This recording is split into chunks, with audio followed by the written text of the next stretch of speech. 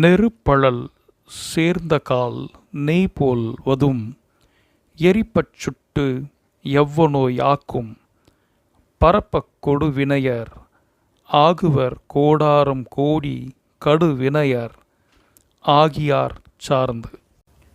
வணக்கம்.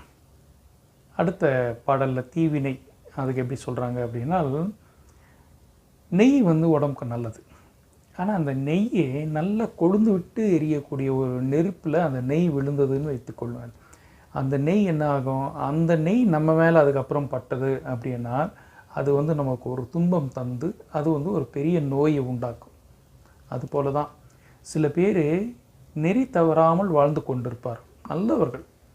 ஆனால் அவர்கள் ஒரு கால் வேறு ஒரு தவறான மனிதர்களிடம் சேர்ந்தார்கள் அப்படின்னா அந்த நெறி கெட்டு வாழ தொடங்கி விடுவார்கள்.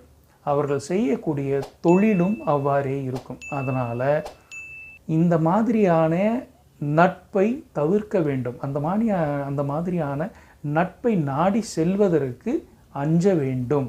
இது ஒரு தீவினை அப்படின்னு சொல்லிட்டு இந்த பாடலில் சொல்கிறார்கள். மீண்டும் அடுத்த பாடலில் சந்திப்போம். வணக்கம்.